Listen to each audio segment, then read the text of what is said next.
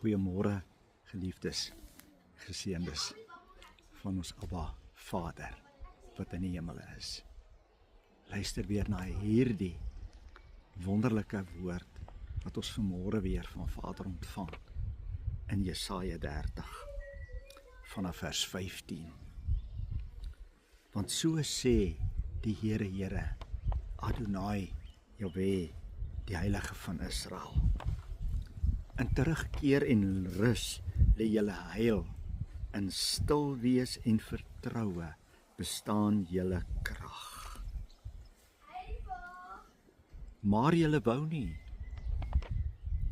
en het gesê, nee, maar op perde sal ons vlieg, daarom sal julle moet vlug. En op renperde sal ons ry, daarom sal julle vervolgers laat jaag.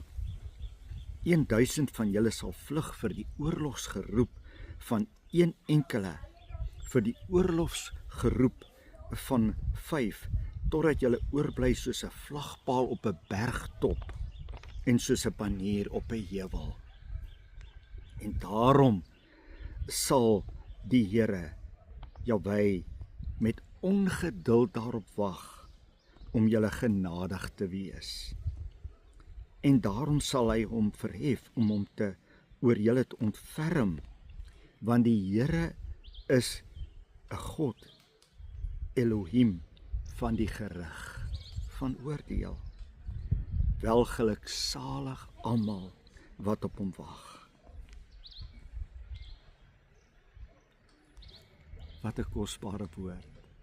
'n Woord van uitnodiging, van terugkom, volle vertroue op hom. Welgeluksalig is almal wat op hom wag, soos ons nou die dag gehoor het. In Jesaja 40 vers 30 en 31.